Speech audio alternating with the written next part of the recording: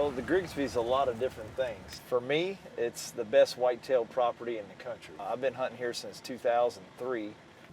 The farming operation is, I mean, they're one of the biggest grain producers in the country. What they do here is everything's at a top level. They do it at the best of their ability, and their abilities are way up there. I mean, they have the biggest equipment, the fastest equipment. They're growing in massive amounts of crops, soybeans, corn, wheat.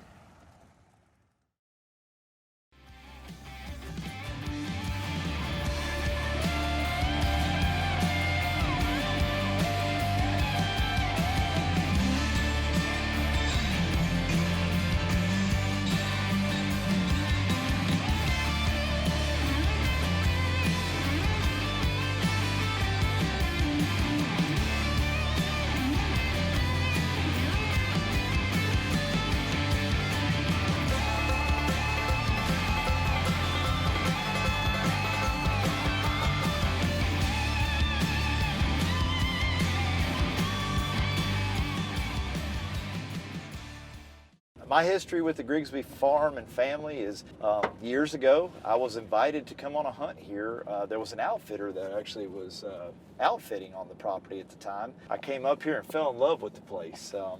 You know, and hunted here for years, and that outfitter left, and then the family ran hunts, and I kept hunting with the family, and over time they decided they were gonna look at potentially leasing the property, and of course I was jumping up and down with my hand up, I gotta have it. This is unreal.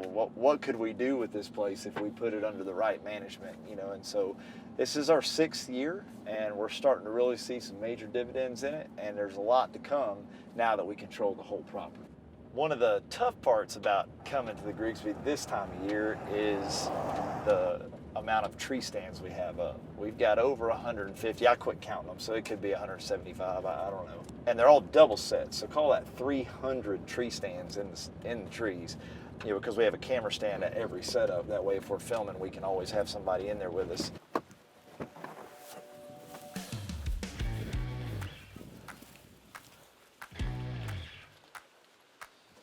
I'm gonna leave a big old patch of corn standing here.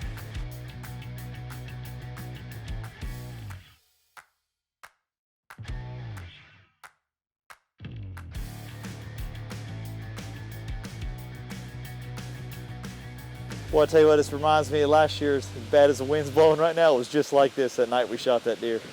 Came out right over there, right when those thunderstorms were coming up. Close to that branch. Can I shoot him or not? Yeah, you can now. Here we go.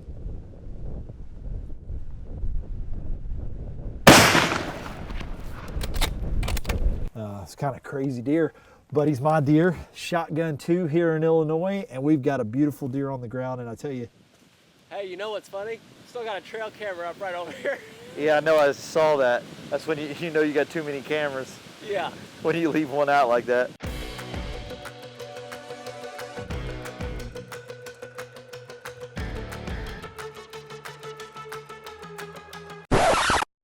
You got her a little pinched, huh? Yeah. Bad. I took the bar off. I didn't want to bend it. So all we got to do is get that chain out. I'm just not sure how we're going to do that. Okay, I guess I'll lift up on it. We don't want anything falling in the field though, because we can't mess up this crop. Sure, I'll get it. Don't worry.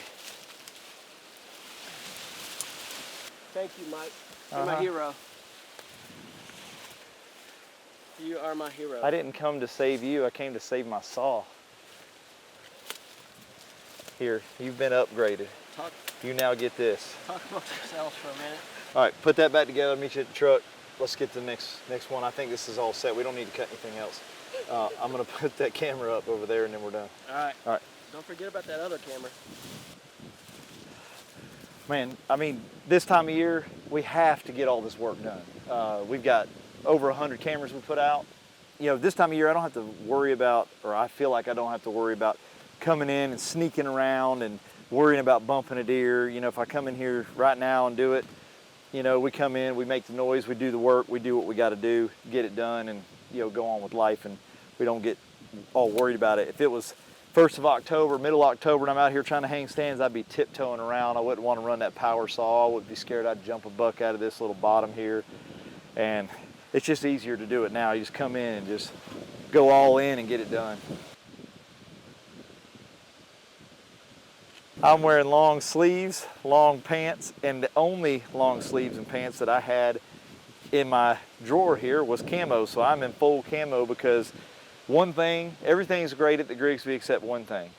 The poison ivy is intense and I can't stand getting that stuff. So I'm long sleeving it and I'm in full camo.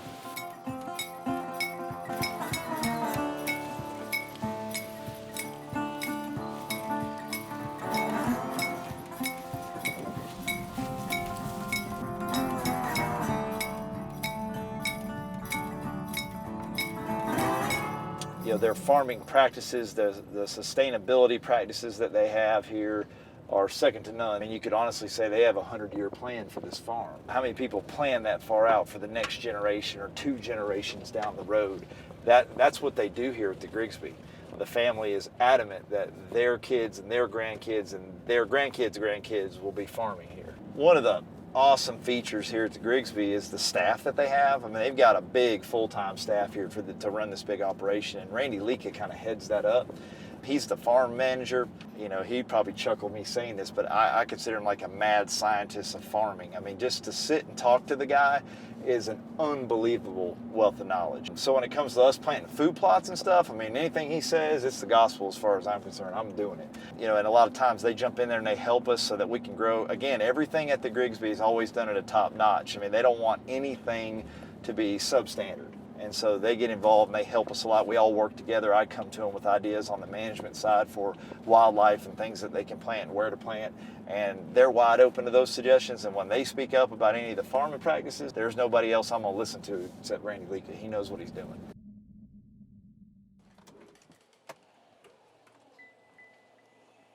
Morning, Mike. Good to see you. How you been? Good. Good. It's been a while since I've been up. How's everything going? Yeah, it's one for the record books, Mike. In a good way or bad way? Well, it's been a little challenging this year, but things are starting to look up. We're a little better off than most, but Just the it's rain's just been getting you? oh, it's been unprecedented. Yeah. Well, on the phone you had told me a little bit about some of these cover crops. You still sticking to that program? I tell you, I've never been so excited about some things we got going here, and I'd like to show you, a little bit of what we're trying to do. So, very good. Sounds good. Well, let's load up and go. Yeah, I want to see it. Okay. On the cover crops, you're planting those on just a field that you're not wanting that you don't have corn and beans in right now, and then you're just going to come in behind. That's what we've got a couple fields here that came out of wheat.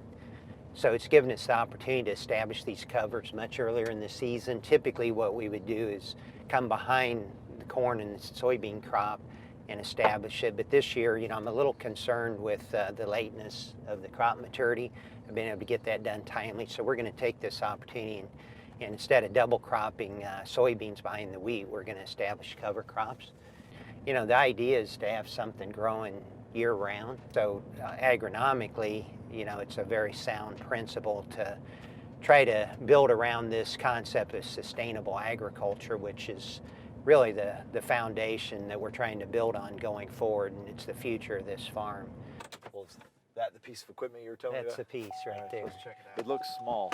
Yeah, this one's, I think, it's not going to fit in my kill plot. 45 foot, so you may have to expand your food plots a little bit to get this into it, Mike. Is that a newer tractor? It is, Mike. This John Deere just entered the arena of quad track, so this is a row crop configuration, so it's got the narrow track, so you can actually use this in the crop season. It's 520 horse, so it's a lion more out power. there. Yeah, power. And when you put a piece of iron like this behind the tractor, you better have some ponies up in front there to get it done. So you were saying that from inside the cab, they can change the angles here to dictate how much soil disruption you have. That's right. This is a vertical tillage tool, so it's really designed to just kind of shallow soil penetration.